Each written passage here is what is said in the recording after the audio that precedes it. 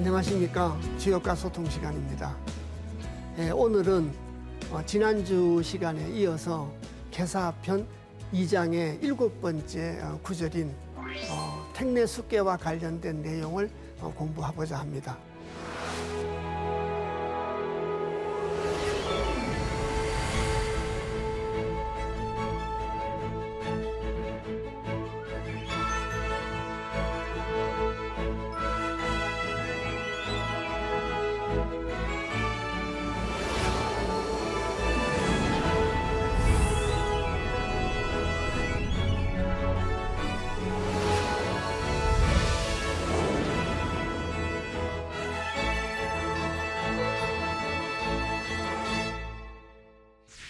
계사하편 제2장의 7번째 구절부터 먼저 말씀을 드리도록 하겠습니다. 주역 계사하편 제2장은 성인이 64계를 통해 가지고 세상을 이롭게 했다. 그것이 중점적인 내용이라고 말씀을 드렸습니다.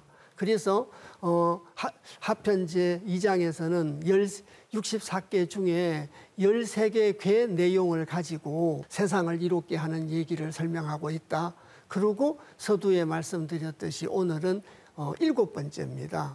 항상 거듭해서 말씀드리지만 하편 2장을 읽어낼 때는 64개의 내용을 통해서 세상을 이롭게 하는 얘기를 하고 있다는 걸 늘 염두에 두시고 하편 2장을 읽어 나가시면 주역의 어떤 근원적인 뜻을 이해하기가 훨씬 용이하다고 생각이 듭니다. 그래서 그 7번째 구절이 보구성마하야 인중치원하야 이리천하하니 개치저 수하고, 그래서 저 숫자가 이따 말씀드리겠습니다만 따를 숫자에 대한 얘기입니다. 구절마다 상세하게 설명 말씀을 조금 드리자면, 보구성마하야 옷 복자고 복종할 복자하고 또 길들일 복자입니다. 그래서 물론 이 구절에서는 길들일 복자로 씁니다. 그래서 소자고 탈성자고 말맞자입니다. 소를 길들이고 또 탈성자 말맞자라 말을 타는 거죠. 말을 탔다는 것은 건도를 탔다는 얘기가 될 수 있고, 건도로 가지고 소를 길들였다. 그래서 소라는 건 순종의 동물이지 않습니까? 말이라고 하는 것은 하늘의 성정과 같이 강건한 성정을 갖고 있고, 소라고 하는 것은 순종하는 성질을 갖고 있으니까 우선 숙계에 가서 내용을 읽고 다시 와서 설명 말씀을 드리겠습니다마는, 단순히 이것이 소를 길들이고 말을 올라탔다는 문자적 해석의 의미만 갖고 있는 게 아니라는 거죠. 그래서 순종의 동물인 소를 길들여 가지고 강건한 성정을 가지고 있는 말을 갖다가 탄다고 하야 인중치원하야, 끓인 자입니다. 무거울 중자고 또 보낼 치자도 되고 이를 치자도 되죠. 그래서 여기서는 이를 치자로 사용을 하게 됩니다. 그러고 멀은 자죠. 해석을 해보면 끓인 자에다가 무거울 중자라 무거운 걸 끌어서 먼 곳을 이르게 했다는 거죠. 소나 말을 갖다가 이용해 가지고 우리가 일상생활에서는 소가 끓는 우차에는 물건을 싣고 말이 끓는 마차에는 사람이 타지요. 건도로서 만든 마차에는 사람이 타고 소가 끓는 우차에는 많은 만물을 싣게 됩니다. 그래서 소나 말을 이용해서 마차나 우차를 이용해 가지고 무거운 걸 끌어서 먼 곳에 있는 무거운 걸 끌어서 가까이 이르게 했다는 뜻이죠.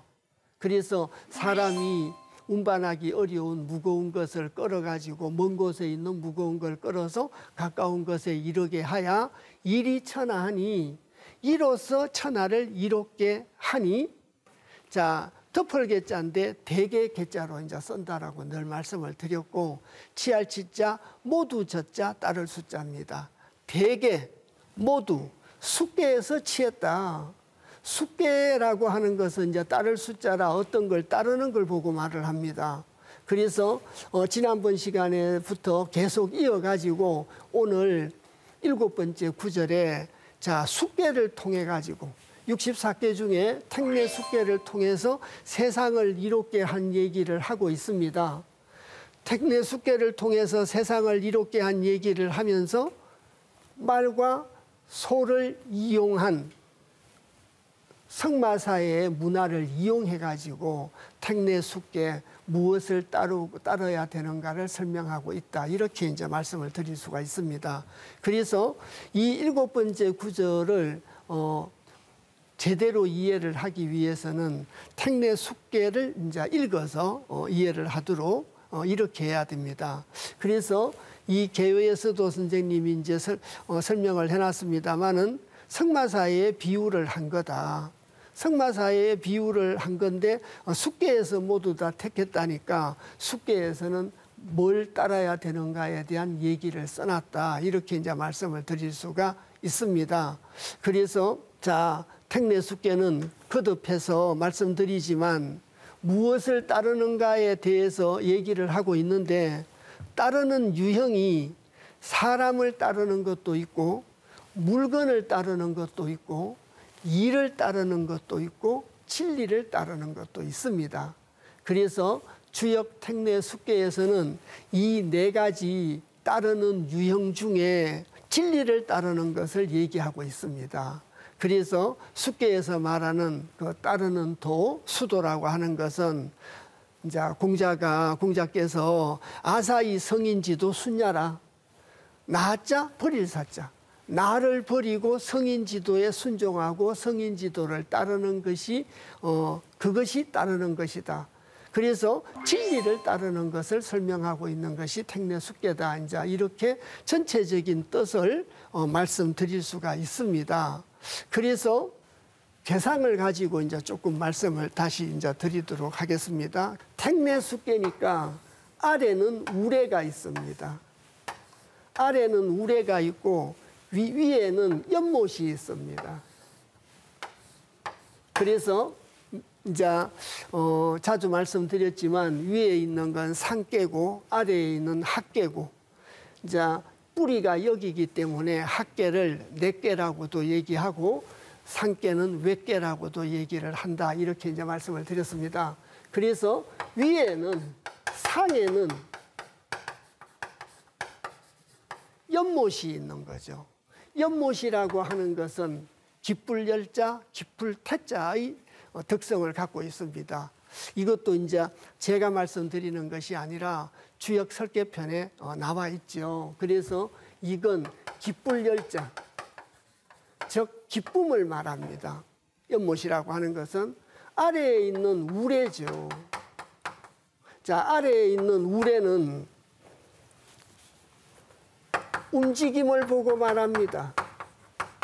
이건 움직일 동자죠, 특성이. 그래서 위에 상깨는 기쁨을 얘기하고 있고 아래 학깨는 움직임을 얘기하고 있습니다. 이것이 바로 무슨 깨냐고 그러면은 숙깨입니다. 이 숙깨의 이 숫자가 따를 숫자입니다. 따를 숫자. 아까 저희들이 숙계를 읽기 전에 자, 그 숙계에서 따르는 유형이라고 하는 것은 사람을 따르는 것도 있고 일을 따르는 것도 있고 진리를 따르는 것도 있다. 그래서 여기서는 나를 버리고 성인 지도를 따르는 얘기를 하는데 움직이면서 기뻐하고 기뻐하면서 움직입니다. 움직이면서 기쁨으로 따르는 것이 바로 숙계다. 이렇게 이제 전체적인 뜻을 말씀드릴 수가 있습니다.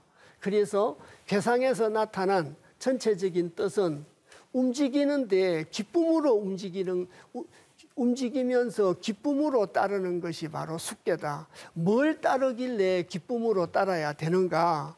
그걸 이제 읽어보자면 첫 번째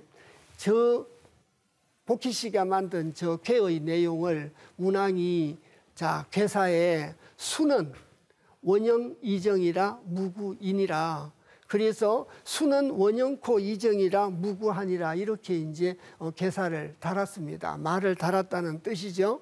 그래서 그 구절의 내용을 소상하게 이제 밝혀보겠습니다. 거듭 말씀드렸지만 숫자는 따를 숫자다. 그런데 무엇을 따르는가? 원형코 이정이라. 자, 클 원자, 어떤 원자고 형통할 형자입니다. 크게 형통하고 이로울 이자, 곧을 정자, 바를 정자라. 곧으면 이롭다. 크게 형통하고 곧으면 이롭다고 썼습니다. 그런데 이제 어떤 복합적인 의미로 이해를 하셔야 됩니다. 저 주역에서 천도가 원형 이정을 천도라고 하지 않습니까? 인도는 인예의 치가 인도고, 자, 인도의 근원인 천도는 원형 이정입니다. 따르는데 원형 이정을 따르면 크게 형통하고 원형 이정에 곧으면 이롭다는 뜻입니다. 원형코 이정하니라의 이 뜻을 복합적인 의미로 이해를 해주셔야 된다는 거죠. 그냥 단순히 크게 형통하고 발음은 이롭다인데 그러면 뭘 따라야 되는가에 대한 설명이 미흡하지 않습니까? 그래서 원형이정이라고 하는 천도를 따를 숫자 따르면 크게 형통하고 또 발음은 이롭다. 저 이정이라는 것은 주역의 천도에 대한 어떤 조건이다. 이렇게 이제 자주 말씀을 드렸지 않습니까? 종교는 아가페 사랑이라 무조건적인 사랑인데 주역의 사서상경의 내용들은 학문이기 때문에 또 사서상경에서 말하는 인이라는 게 그 유학의 근본 이념이지 않습니까? 그래서 사서상경에서 말하는 인, 유학에서 말하는 인이라는 것은 종교에서 말하는 무조건적인 사랑이 아니라 조건적 사랑입니다. 발라야 이롭습니다. 자, 그래서 원형이정을 따르면 크게 형통하고 발음은 이로움이라 허물이 없다라고 하는 거죠. 이 구절에 대해서 이제 공자가 뜻이 뭔가를 갖다가 소상하게 밝히고 있습니다. 이제 단사를 읽어보자면 단에서 이르기를 항상 그 말이었죠. 수는 강내이 하유하고 동이열이 순이 대용코 정하야 무구하야 이천하 수시 하나니 수지지 대이제라. 그래서 수시지 대이제라. 자, 그래서 항상 말씀드리지만 문왕이 쓴 괴사를 사람들이 자의적으로 해석하는 걸 방지하기 위해서 공자가 단사에서 괴사의 구절구절을 설명하고 해설한 것이 바로 단사였다. 이렇게 이제 늘 말씀을 드렸습니다. 그걸 이제 소상하게 다시 이제 살펴보자면, 자, 대지어금니단자의 가로왈자라, 자, 한마디로 말을 하면, 단에서 이르기를 한마디로 말을 하면, 수는 따른다고 하는 것은, 자, 굳셀강자, 올레자, 말미암을 이자, 아래하자, 부드러울 유자입니다. 강이 와서 유 아래 하고, 유 아래에 내려갔다는 뜻도 됩니다. 내려갈 하자도 되기 때문에.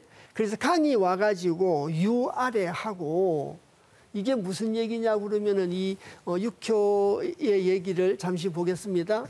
설계편 9장에서 우주 육가족에 대한 설명을 하면서, 자, 여기 있는 우레, 진입니다. 진은 장남이에요. 장남. 그러고 태는 막내딸 소녀입니다.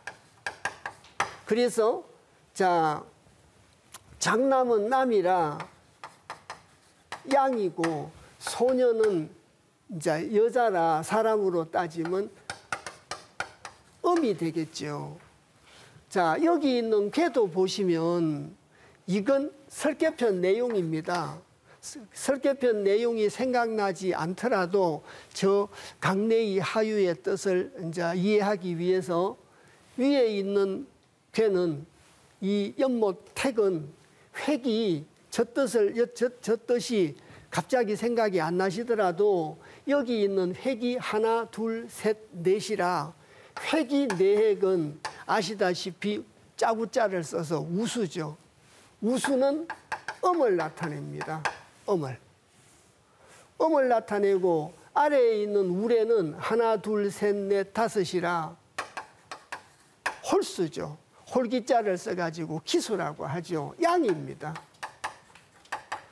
주역계사상편 제9장 첫 번째 구절에서 13579는 천수요, 24680은 지수다. 그래서 13579는 기수로서 홀기자, 기수로서 천수를 나타내고 24680은 우수로서 음수를 나타낸다. 그래서 하늘의 수가 다섯이요 땅의 수가 다섯이라 그 수를 합치니까 55다. 그런 구절이 있었지 않습니까? 계사상편 9장 9절 첫 구절에 있었습니다. 9장 첫 구절에. 그래서 거기서 기준으로 따지더라도 홀수는 양이고 짝수는 음입니다. 그래서 이제 아까도 말씀드렸지만 설계편 내용에서 자, 우레는 장남이고 연못은 소녀이다. 이것이 생각 안 나시더라도 여기 있는 획의 수로 가지고 짝수니까 음이고 홀수니까 양이다. 이렇게 이해하시면 됩니다. 그래서 양은 강으로 표시를 하죠. 음은 유로 표시를 하지 않습니까? 그래서 양은 강으로 표시를 하고 음은 유로 표시를 하니까 강내의 하유가 이 말입니다. 장남이 소녀 아래에 있습니다. 소녀보다 아래에 있으니까 소녀가 굉장히 기쁘겠죠? 자, 강이 와가지고 음요 아래에 있습니다. 강이 유 아래에 있어요.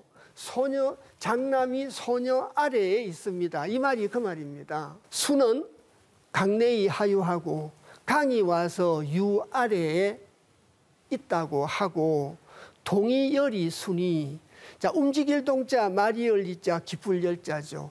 움직이면서 기뻐하는 거죠. 이 말이죠.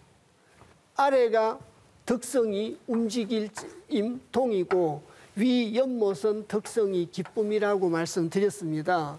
여기에다가 말미암을 이자만 넣어서 동이열이죠.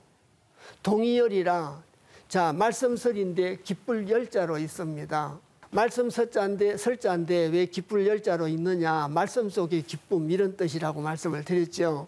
그래서 수라고 하는 것은 강이 와가지고 유 아래하고 유의 아래에 있다고 하고 동이열이 우레는 움직임이고 연못은 기쁨이라 움직이면서 기뻐하는 것이 수이니 성인 지도를 따라서 움직이니까 기뻐하게 된다는 뜻이겠죠. 그래서 움직이면서 기뻐하는 것이 수니 그것이 수다. 그것이 따름이고 그 다음 구절이 대영코 정하야 무구하야 그래서 크게 형통하고 바르다고 하야 무구하야. 자 앞구절에 다시 보시면은 동이열이 순이 움직이면서 기뻐하는 것이 순이 크게 형통하고 주역에서는 큰 대자 뒤에는 하늘천자의 의미를 갖고 있다. 내포해 있다. 이렇게 자주 말씀을 드렸습니다. 그래서 대영이라고 하는 것은 하늘의 뜻에 의해서 형통한 걸 대영이라고 하지요. 그래서 원형이나 대영이나 어떻게 보면 같은 의미다. 이렇게 말씀드릴 수도 있습니다. 그래서 대영코 하늘로부터 크게 형통하고 발음은 허물이 없다라고 하야 말미암을 이를 넘어서 천하 수시 하나니 천하가 때를 따른다.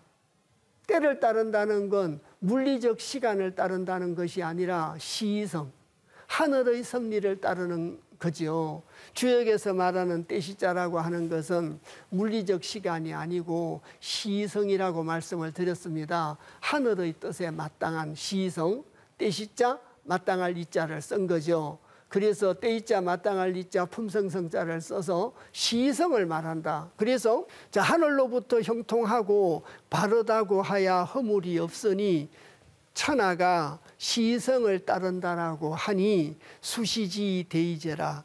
그 시성을 따르는 뜻이 굉장히 크다. 앞서 개요에서 수라고 하는 것은 따르는 것인데 일을 따르는 것도 있고 사람을 따르는 것도 있고 자 성인 지도를 따르는 것도 있다. 그래서 이제 유형을 몇 가지 이렇게 나열해서 또 정리도 했고 말씀을 드렸습니다. 근데 그 중에서 택례숙계에서 따른다는 것은 움직이면서 기뻐하면서 따르는 것은 나를 버리고 성인 지도를 따르는 것이 바로 따르는 것이다. 이렇게 이제 말씀을 드렸습니다. 이제 이 부분만 가지고는 조금 뭘 따르길래 기뻐하게 되는 거고 뭘 따르길래 그 뜻이 굉장히 크다고 하는가를 조금 계사 상편의 내용을 가지고 보충 말씀을 또 드리도록 하겠습니다. 자, 그래서 상활, 대상사죠. 괴사를 읽고 그 괴사를 풀이한 단사를 읽었습니다.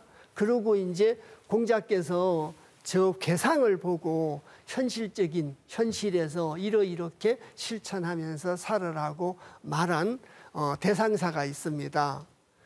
택중 유래가 수이니 군자는 이하여 향해 입연식 함이라. 이 괴상을 보시면 위가 택이 연못입니다. 자, 연못 속에 우레가 있는 것이 수다. 이 괴상을 보고 얘기를 한 거죠. 기쁨 속에서 움직이는 것이 수다. 그 말이죠.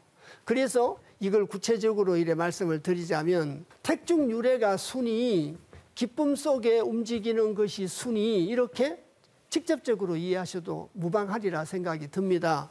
군자는 이로써 이것을 보고 자각을 해서 기쁨 속에서 움직이는 것이 수라고 하는 걸 깨달아 가지고 향의 입연식 하나니라. 향할 향자입니다. 금음 해자, 어두울 해자죠. 자, 드립자, 잔치연자, 실식자인데 어두워지면 향해라. 집을 향해라는 거죠. 집을 갖다가 향해서 들어가 가지고 자, 잔치하고 뭐 하라고요? 쉬라. 잔치라는 건 먹고 마시는 거지 않습니까? 그래서 주역에서는 먹고 마신다는 것은 뭘 먹고 마시느냐? 주역에서 마시는 물, 마시는 술, 먹는 음식, 먹는 밥 전부 다는 군자의 인격적인 영양소인 성인 지도를 보고 말을 합니다.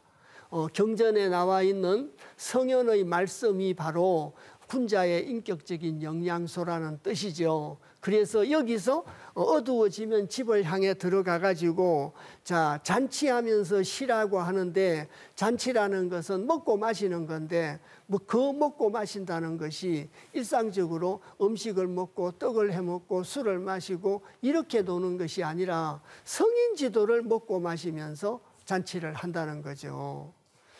주역에서 이제 경사경자도 많이 나왔지 않습니까? 주역에서 경사가 있다는 있을유자 경사경자, 그 경사경자는 집안에 어떤 좋은 일이 있어가지고 잔치를 하는 경사가 아닙니다. 주역에서 말하는 그 경사경자의 뜻이란 과거의 수업 같이 공부를 하는 과정에서도 말씀을 드린 걸로 기억이 됩니다. 그래서 그 경사경자는 성인 지도를 자각하는 경사를 보고 경사경자라고 합니다. 주역에서 말하는 경사경자라는 건 성인 지도의 자각이고 주역에서 먹고 마신다는 것은 성인 지도를 먹고 마신다는 얘기입니다. 경전에 나와 있는 성인의 말씀을 먹고 마심으로써 경전 속에 들어있는 성인의 말씀을 자각하게 되고 자각하게 되면 실천하게 되니까 그것이 바로 경사입니다. 그것이 바로 먹고 마시는 겁니다.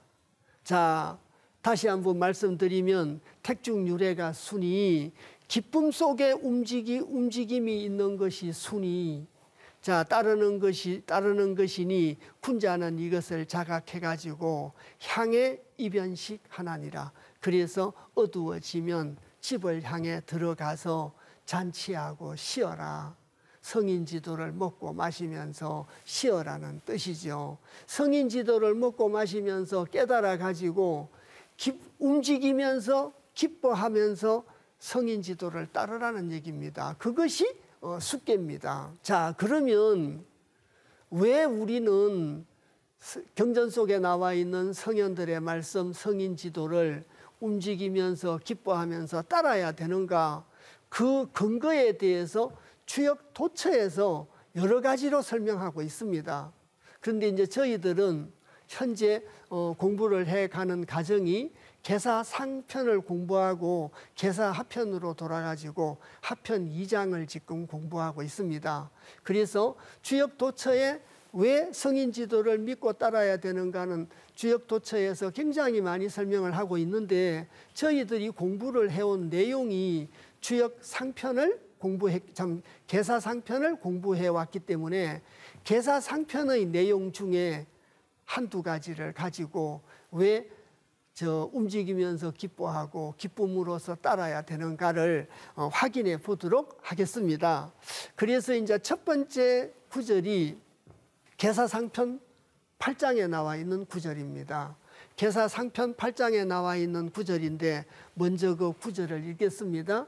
그래서 언천하 지색하되 이 불가 오야이며 언천하 지동하되 이 불가 낫냐니 의지 이후에 언하고 의지 이후에 동이니 의하야 이성기 변화하나니라.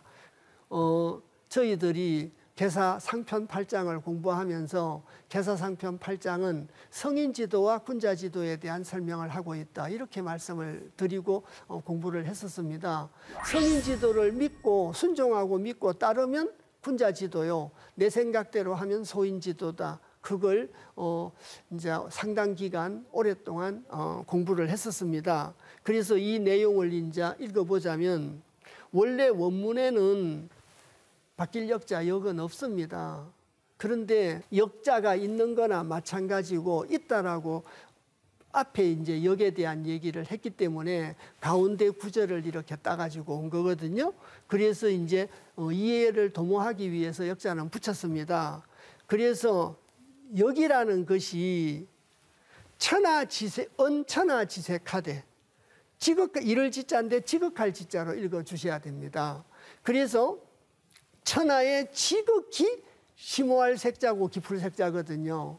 지극히 심오하고 깊은 것으로 말씀을 하되 또 말씀을 했기 때문에 말미암을 일을 넘어서 불가 오야이며, 이럴 때는 아칼락자 아니고 이제 미워할 어자죠. 그래서 천하에 지극히 심오하고 천하에 지극히 깊숙한 것으로서 말을 했기 때문에 가히 미워할 수 없다는 거죠. 주역의 글귀를. 주역의 글귀는 성인이 말씀하셨는데, 성인이 천하에 지극히 심오하고 깊숙한 것으로 말씀을 하셨기 때문에 가히 미워할 수 없으며, 언천하지 지동하되, 천하의 지극한 움직임으로서 말씀을 하되, 불가 낫냐이니 어지러울 난자입니다. 성인이 주역에서 역을 통해서 천하의 지극한 움직임을 보고 말씀을 하셨기 때문에 가히 어지럽힐 수 없다는 거죠, 사람들이. 그래서 다시 종합해서 말씀드리면, 천하의 지극한 심오함과 천하의 지극한 움직임으로 가지고 역을 통해서 64개 384요를 통해서 말씀을 하셨기 때문에 64개 384요에 들어있는 말씀을 미워할 수도 없고 가히 어지럽힐 수도 없다는 거죠. 그러고 이제 계사상편 8장에서 주역은 모든 것을 다 갖추고 있고 모든 이치가 그 가운데 있다, 이런 구절도 있었지 않습니까? 그러니까 빠진 게 하나도 없고 모든 걸 다 갖추고 있는 것이 역도라는 거죠. 주역이라는 뜻입니다. 그리고 헤아릴 이자입니다. 성인의 말씀을 헤아린 이후에 말을 하고, 이 말이죠. 어지 이후에 언하고, 말씀은 자, 헤아린 연후에 말을 하고, 언언할 어자입니다. 디우자고 움직일 동자죠. 언동, 언행이라고 할 수 있죠. 말을 하고 움직이고 말을 하고 행동하는 거, 이 택내 숙계에서 움직이되 기쁨으로 따르는 것이 수다. 이렇게 이제 택내숙계 전체에서 나타내는 뜻이 이렇다고 말씀을 드렸지 않습니까? 그래서 성인의 말씀을 헤아린 연후에 말을 하고 성인의 말씀과 의논한 연후에 움직이라는 거죠. 내 생각으로 말하고 내 생각으로 움직이는 것이 아니라 성인의 말씀을 헤아려서 말을 하고 성인의 말씀과 의논해서 움직여라. 자, 그래서 헤아릴 어자와 의논할 어자를 써서 의하야, 헤아리고 의논하야, 성인의 말씀에 헤아리고 의논하야 이성기 변화하나니라 써있자죠. 이로써 극이자 변할 변자 대라자입니다. 그 변화를 이룬다 하나니라. 저희들이 상편에서도 말씀드렸습니다마는 변화를 이루려면 음이 양되고 양이 음되는 변화를 이루려면 성인의 말씀에 헤아려서 말을 하고 성인의 말씀과 의논해서 움직여 가지고 헤아리고 의논하면 이로써 이성기 변화하나니라 그 변화를 이룰 수 있다라고 합니다. 그래서 자, 천하의 지극한 심오한 것으로 말을 했고 천하의 지극한 움직임으로 말을 했기 때문에 주역을 통해서 드러낸 말들이 64개 384요를 통해서 드러낸 말들이 천하의 지극히 심오한가 지극한 움직임으로 말을 했기 때문에 자, 사람들은 미워할 수도 어지럽힐 수도 없습니다. 그래서 우리는 이걸 믿어야 된다는 거죠. 성현의 말씀을 믿고 자, 성현의 말씀을 헤아리고 성현의 말씀을 의논해서 변화를 이루도록 하는 것이 군자의 도리다. 여기서 이제 어떤 첫 번째 근거를 찾아볼 수 있습니다. 그러고 이제 두 번째 근거를 저희들이 공부한 계사 상편에서 또 두 번째 근거를 한번 찾아보겠습니다. 계사 상편 10장입니다. 자, 시로 군자 장유 위야하며 장유행에 문은 이언하거든 기수명야 여양하야 자, 무유 원건 유심 수지래물 하나니 이렇게 됐습니다. 이 구절을 하나하나 다시 소상하게 설명 말씀을 드리겠습니다. 시로 앞구절 떼놓고 가운데만 이렇게 끊었습니다. 이름으로 이 앞구절이 저 계사상편 8장에 있었던 구절을 앞서서 읽었지 않습니까? 그 내용과 거의 유사합니다. 자, 성인이 천하의 지극히 심오하고 지극한 움직임으로 역을 갖다가 구성해서 말씀을 하고 있다. 이 내용이거든요. 이름으로 시로 이름으로 군자 장유 위야하며 장차 있을 유자 할 위자입니다. 군자가 장차함에 있어서 뭘 함에 있어서 구상함에 있어서 뭐 형이하와 형이상의 의미로 구분을 한다면 장유 위야는 형 이상의 의미를 갖고 있다 이렇게 말씀드릴 수 있습니다. 또 장유행에 군자가 장차함에 있어서 장차 행함에 있어서 하려고 하는 걸 행동으로 옮겼으니까 행할 행자를 쓴 거죠. 그래서 군자가 장차함에 있고 장차 행함에 있어서 문헌이 이연하거든 묻는데 말미암을 일을 넘어서 묻는데 써있자 말씀은 자죠. 말씀으로서 하거든 그 말이죠. 저희들이 장차 어떤 일을 하고자 함에 있고 어떤 일을 행함에 있어서 앞구절에 말씀드렸듯이 자, 함에 있고 행함에 있을 때는 반드시 성인의 말씀을 헤아리고 성인의 말씀을 의논하면 자, 이성기 변화하나니라 변화를 이룰 수 있다. 그걸 읽었습니다. 그래서 장차함에 있어서 장차 행함에 있어서 묻거든. 자, 묻는데 이연하거든. 말씀으로서 하거든. 기수명야 여양하야. 받을 숫자 명명자입니다. 물론 목숨명자도 되는데 여기서는 명명자입니다. 천명의 명입니다. 그 명을 받음이 그 말이죠. 그래서 저희들이 묻습니다. 64개 384요로 구성되어 있는 여객께 물으면 그 말입니다. 여객께 물으면 그 명을 받음이 여향하야. 그래서 메아리 향자입니다. 그래서 같을 여자 메아리 향자라 그 명을 받음이 메아리와 같다는 거죠. 메아리와 같이 엄청나게 크게 들린다는 얘기입니다. 물론 제가 보기에는 아무한테나 메아리처럼 들리지는 않겠죠. 나라는 걸 내려놓고, 아까 택내숫계라고 하는 것은 나를 내려놓고 움직이면서 기뻐하고 기뻐하면서 따르는 것이 수다. 그래서 택내숫계 전체적인 얘기를 말씀드릴 때 말씀을 드렸습니다.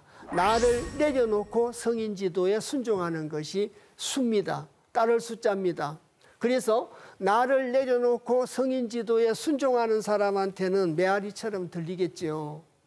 그런데 나를 내려놓지 않은 사람한테는 들리지 않습니다. 이 얘기가 그런 얘기입니다. 나를 내려놓고 성인 지도에 순종하는 사람에게는 메아리처럼 들리고 그 명을 받음이 메아리와 같고, 자, 나를 내려놓지 못한 사람은 성인의 명을 받아들일 공간이 없지요.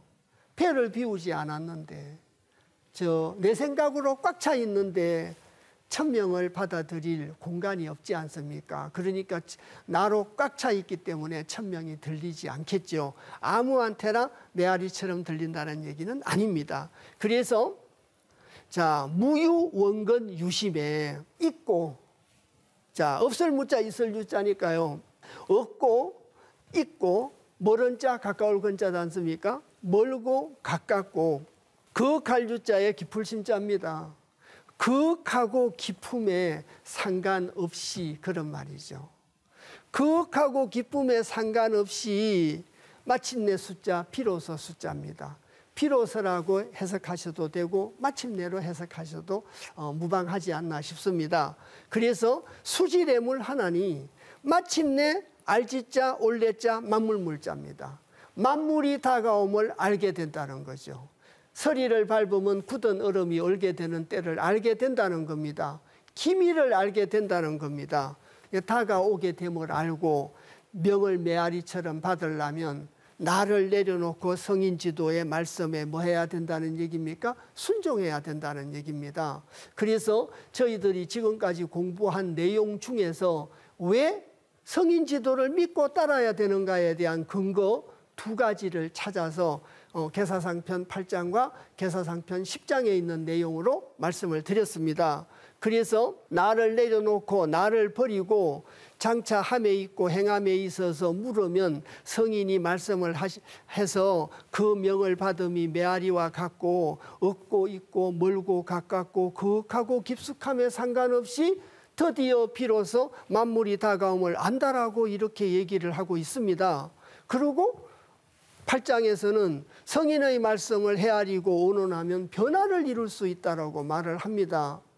거듭거듭 말씀드리지만 주역 곳곳에는 왜 성인 지도를 이렇게 순종하고 성인 지도를 따라서 움직이고 기뻐하면서 따라야 되는가는 도체에서 설명을 하고 있다. 아까도 말씀을 드렸습니다. 그런데 저희들이 공부한 내용 중에서 그 예를 찾아서 말씀을 드리다 보니 계사상편 8장과 10장의 구절을 가지고 말씀을 드리게 됐습니다. 그래서 수라는 건 이런 뜻을 갖고 있기 때문에 계사편 2장의 7번째 구절에 있었던 그 구절로 다시 가서 말씀을 드리겠습니다.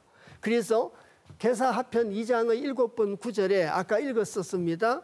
그래서 자, 보구성마하야 인중치원하야 이리천하니 개치저 수하고 이걸 읽었습니다. 그래서 길들일 복자라고 말씀을 드렸고 소우자 탈성자 말맞자라 소를 길들여서 말을 탔다. 건도를 타고 건도에 순종했다는 뜻이 들어있는 거지요. 그래서 말을 타고 순종의 동물인 소를 또 곤도를 나타내죠. 그래서 자, 소를 길들이고 말을 탔다. 그래서 건도에 순종을 하고 곤도로서 순종을 하면서 인중치원하야 무거운 걸 멀리 있는 무거운 걸 끌어서 가까이 이르게 하야 이리천하하니 이로써 천하를 갖다가 이롭게 하니 개치저 수하고 모두 다 숙계에서 따랐다. 자, 그래서 방금 읽었듯이 택내 숙계의 계산과 또 괴사와 단사와 대상사에서 말씀을 드렸듯이 이 수라고 하는 것은 움직이고 기뻐하면서 따르는 것이 수요, 수라고 하는 그 따름이라고 하는 것은 나를 버리고 성인 지도를 따른다. 그래서 수는 성인 지도를 밝힌 선지 지도를 군자가 따른다는 뜻이다. 그리고 나를 버리고 진리를 따라가는 것이 수다. 이런 내용을 가진 것이 바로 숙계다. 그래서 따른다는 택내 숙계의 뜻을 소나 말을 이용해 가지고 멀리 있는 무거운 것을 이루게 해서 천하를 이롭게 했다는 성마사회의 비유를 해가지고 성인 지도를 따름으로써 세상을 이롭게 하고 있다는 걸 설명한 구절입니다. 주역은 왜 이렇게 막 복잡하게 이렇게 설명을 하는가? 주역은 책은 내용이 얼마 되지 않는 한 권입니다. 그런데 그 내용이 얼마 되지 않는 한 권의 천하의 이치를 다 담고 있습니다. 그렇다 보니까 주역은 64개가 네트워크처럼 연결이 되어 있습니다. 그 연결되어 있는 64개의 내용을 개사, 상편과 하편에서 해설을 해놓고 있다 보니까 주역 64개와 개사, 상하편이 전부 다 유기적인 관계를 가지고 연결이 되어 있는 거죠. 그래서 이 구절을 문자적인 해석으로만 하고 이 16자 글자만 가지고 해석을 하면 저 따르는 수 모두 다 대개 모두 숙계에서 취했다. 그래서 저 따른다고 하는 것이 뭘 따르는가를 짐작하기가 굉장히 어렵습니다. 자, 괴상은 이렇고 또 괴사는 이렇고 그 괴사를 풀이한 단사는 이렇고 상사는 이렇다. 그래서 괴사, 단사, 상사를 공부함으로써 수에 대한 뜻을 전부 다 이해를 하시게 되고 그 이해를 바탕으로 말을 타고 순종을 하면서 근도를 타고 순종을 하면서 멀리 있는 무거운 걸 끌어서 가까이 이르게 함으로써 천하를 이롭게 했구나. 그래서 성인이 64개를 통해서 세상을 이롭게 하는구나. 그리고 지난번에도 한번 말씀을 이렇게 드렸습니다마는 성인이 하늘의 뜻인 이 상을 성인이 자각을 했다라고 말씀을 드렸죠. 성인이 자각을 해가지고 이 뜻을 64개와 384요인 괴상, 자, 이걸 사람인변이 붙어있는 코끼리 상자, 형상상자로도 표시를 할 수 있습니다. 이것이 64개 384효죠. 이걸 통해 가지고 세상을 갖다가 이롭게 했다. 또 나아갈 길을 밝히고 있다. 이명기륭했다. 여러 가지를 여기다 붙일 수 있는 거죠. 그래서 성인이 하늘의 뜻을 자각해 가지고 64개를 통해서 세상을 이롭게 하고 있는 걸 설명하고 있는 것이 개사하편 2장이라고 말씀을 드렸습니다. 그리고 아까 개사상편 8장과 10장에서 왜 우리는 움직이면서 기뻐하면서 따라야 되는가를 설명하면서 왜 그래야 되는 근거를 말씀드릴 때 저희들이 군자가 장차 함에 있고 행함에 있어서 묻거든. 이 64개에게 묻거들랑 하늘이 그 명을 받음이 메아리와 같다라고 말씀드렸죠. 메아리와 같다. 그래서 나라는 걸 버리고 성인 지도에 순종하는 것이 이것이 수다. 이렇게 말씀드렸습니다. 나라는 걸 버리고 성인 지도에 두 번째 순종하면 저희들이 물을 때 메아리와 같이 대답해 준다라고 그렇게 되어 있지 않았습니까? 그래서 어떤 일을 할 때마다 응과 행을 할 때마다 성인 지도를 헤아리고 성인 지도와 의논을 하면 이성기 변화하나니라. 이로써 변화를 이룰 수 있다라고 얘기하고 있습니다. 그것이 바로 수라는 겁니다. 이래서 주역은 문자적인 해석으로 주역의 글귀를 해석하는 게 굉장히 위험스럽고 또 원래의 뜻을 제대로 드러내지를 못하게 되는 겁니다. 그래서 이제 오늘은 계사편 2장의 7번째 구절을 설명 말씀드리면서 택내 숙계에 대한 얘기를 말씀을 드렸습니다.